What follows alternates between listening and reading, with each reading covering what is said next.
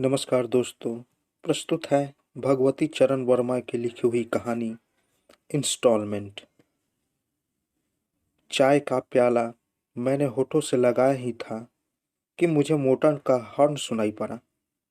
बरामदे में निकलकर मैंने देखा चौधरी विशंभर सहाय अपनी नई शेवरेले रिक्सिक्स पर बैठे हुए बड़ी निर्दयता से इलेक्ट्रॉनिक हॉर्न बजा रहे हैं।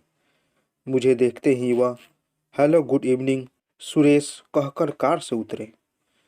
गुड इवनिंग चौधरी साहब, अभी चाय पीने ही बैठा था, बड़े मौके से आए हो।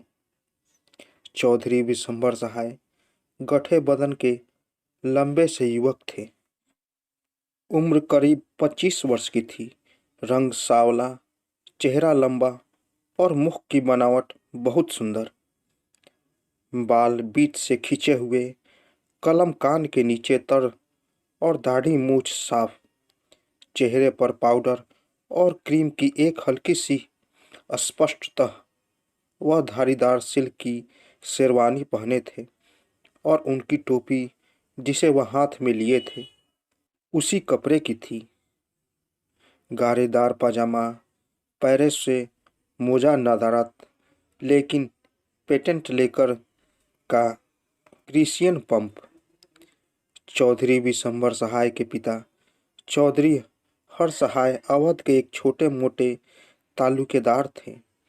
विशंभर सहाय अपने पिता की एकमात्र संतान थे, लेकिन लड़का प्रयाग चले गए थे। पिता और पुत्र के स्वभाव में काफी समानता होते हुए भी हल्की हल्की बातों में आपस में गहरा मतभेद रहता था। चौधरी हर सहाय और चौधरी विशंभर सहाय शराब में बराबर रुपया खर्च करते थे। चौधरी हर सहाय और चौधरी विशंभर सहाय शराब में बराबर रुपया खर्च करते थे, लेकिन जहां पिता महुए के ठर्रे की 1.25 बोतल पी जाते थे, वहां पुत्र विस्की के 2 पैगों से संतुष्ट हो जाया करते थे। न पिता वेश्यागामी थे न पुत्र। केवल पिता रियासत की कुछ जवान बारिनों और चमारिनों के पर 10-15 रुपए महीना खर्च कर दिया करते थे, तो पुत्र नगर में सोसाइटी गर्ल्स की दावत पर तथा उनकी खेल तमाशे दिखलाने में 10-15 रुपए महीना खर्च कर दिया करते थे।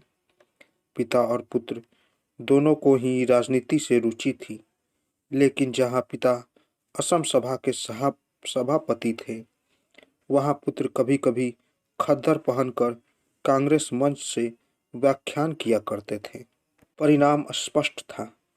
एक दिन पुत्र ने पिता को बाग में भूसा भरने वाली कोठरी में बंद कर दिया और गांव में फिर वापस न आने की कसम खाकर शहर की राह पकड़ी। 12 घंटे तक गुम रहने के कारण काफी छानबीन करने के बाद चौधरी हर सहाय उस भेसे भूसे वाली कोठरी से बरामद किए गए।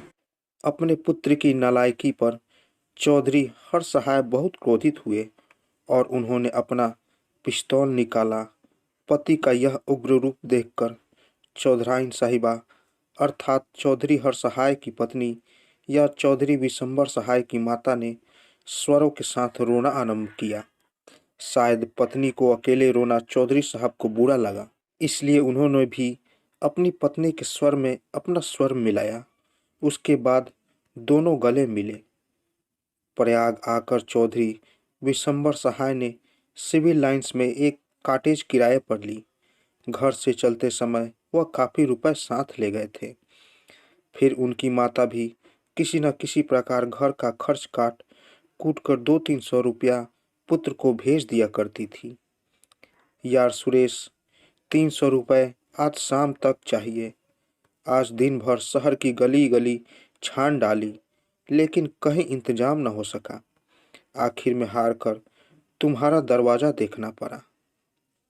मैं मुस्कुराया। बस इतनी सी बात है? अभी लो। चाय का प्याला चौधरी साहब के सामने बढ़ाते हुए मैंने कहा। कुछ रुककर मैंने फिर पूछा, यार यह न पूछो, क्या कहीं से कुछ फरमाइश तो नहीं हुई है? मैंने भेद भरी दृष्टि डालते हुए पूछा। नहीं, फरमाइश नहीं हुई है, इसका मैं तुम्हें यकीन दिलाता हूँ, सकपकाते हुए चौधरी साहब ने कहा। मैं तार गया कि दाल में काला है। देखो चौधरी साहब, बनो मत, ठीक ठीक बतला दो, रुपया मुझसे ही लेना है, हंसते हुए मैंने कहा। भाई, कल कार का इंस्टॉलमेंट देना है, बस इतनी सी बात है। आखिर तुम्हें यह क्या सूझी जो कार खरीद बैठे, जब तुम्हारे रोज के खर्चे भी मुश्किल से चलते चलाते हैं। मैंने पूछा। यार, उस दिन फंस ही गए, अब क्या किया जाए। किस दिन? अच्छा, तो जो बात अभी तक किसी को नहीं बतलाई वह तुम्हें बतलाने ही पड़ गई। तो सुनो, अभी 3 महीने की बात है। भुवन के बड़े भाई आए थे। उनसे मिलने के लिए मैं सुबह उनके बंगले पर पहुंचा। तांगा मैंने बंगले पर पहुंचते ही छोड़ दिया, क्योंकि काफ़ी लोग इकट्ठा थे और मेरा ख्याल था कि जल्दी छुट्टी न मिलेगा। मेरा अनुमान गलत भी न था। खा पी कर करीब 12 बजे फुर्सत मिली। मुझे एक काम से चौक जाना था। मैंने भुवन से तांगा मंगवाने को कहा तो मालूम हुआ कि नौकर बीमार है। यह सोचकर कि बाहर निकलकर कोई सवारी ले लूं, मैं भुवन के बंगले से चल पड़ा। भाई सुरेश, जानते ही हो कि बरसात की धूप कितनी कड़ी होती है। ठीक दोपहर जमीन जल रही थी और खोपड़ी चटकी जा रही थी। फटाक के बाहर आकर मैं एक पेड़ की छाया में खड़ा हो गया और सवारी की प्रतीक्षा करने लगा। मैं करीब आधा घंटे तक वहां खड़ा रहा, लेकिन कोई खाली तांगा न निकला। तबीयत परेशान हो गई। मेरा बंगला वहां से करीब 2 मील की दूरी पर था। पैदल चलने के ख्याल से ही आंखों के आगे अंधेरा छा जाता था। कुछ समझ में न आ रहा था कि क्या करूं। अंत में मैंने यह तय किया कि यदि 10 मिनट में कोई सवारी नहीं आती तो जान पर खेलकर घर तक का रास्ता पैदल ही नापूंगा। 10 मिनट भी हो गए पर सवारी का पता नहीं। अब मैंने चलने के लिए कमर बांधी, पैर उठाया ही था कि इक्के की घड़घड़ाहट मुझे सुनाई दी। पीछे मुड़कर देखा तो एक खाली इक्का चला आ रहा था। मैं रुक गया। सुरेश, सच कहता हूँ कि उस इक्के को देखकर जान में जान आई, लेकिन उस इक्के की बाबत यह कुछ बतला देना आवश्यक होगा। मेरा यह ख्याल है कि वह इक्का गदर के पहले बना होगा, क्योंकि इतनी पुरानी लकड़ी की चीज मैंने कभी न देखी थी। पहिए छोटे छोटे, जिन पर लोहे का हाल चढ़ा हुआ था, धुएं से निकलने की लगातार कोशिश कर रहे थे, लेकिन निकल ना पाते थे, क्योंकि लोहे की एक एक कील उसको रोक रही थी। इसलिए शायद उन कीलों से लड़ने के समय कभी कभी एक कर्कश आवाज कर देते थे।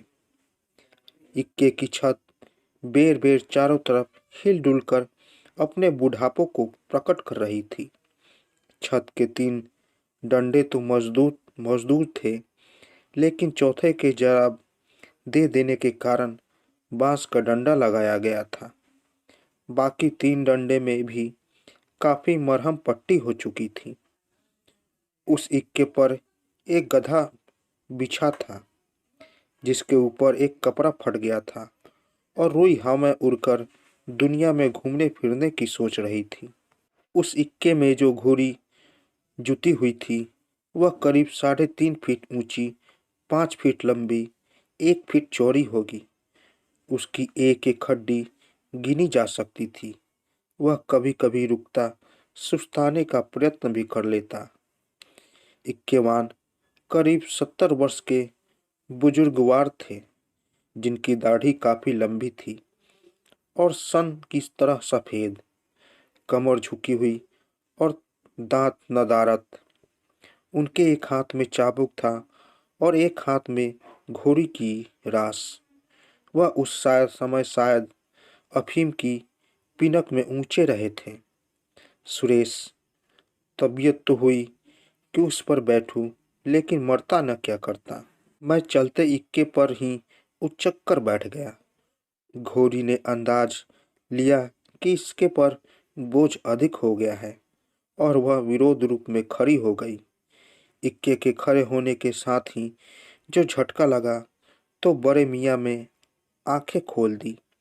एक ही सांस में घोड़ी को माँ बहन की गालियाँ देते हुए 4-5 चाबुक फटकार गए। घोड़ी को चलना पड़ा। इसके बाद उन्होंने मुझे देखा। बाबूजी सलाम, कहाँ चलना होगा? बस सीधे चलो, मैंने कहा, क्योंकि मेरा बंगला उसी सड़क पर था। थोड़ी दूर चलने के बाद एक तांगा मेरी दाहिनी ओर से आगे बढ़ा। मैंने देखा कि उस तांगे पर 2 स्त्रियां बैठी थी। उन दोनों को तुम भी जानते हो, प्रभा और कमला। ये दोनों जब मैं यूनिवर्सिटी में था मेरे साथ पढ़ती थी।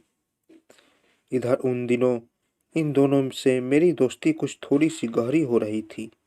सुरेश, क्या कहूँ, इनको देखते ही मेरा चेहरा पीला पड़ गया, कलेजा धक से हो गया। अगर उन्होंने मुझे इस इक्के पर देख लिया तो एकदम मैंने अपना मुंह उधर फेर लिया। लेकिन बदकिस्मती से मैं ही अकेला उस इक्के पर था। अगर और सवारियां होती तो शायद मैं छिप भी जाता। तांगा तेजी के साथ बढ़ा जा रहा था, लेकिन एकाएक धीमा हो गया। मैं उस समय पीछे देख रहा था। मैंने सोचा कि तांगा चाहे लाख धीमा किया जाए, मेरे इक्के को नहीं पार सकता। यह सोचकर मैंने संतोष की गहरी सांस ली।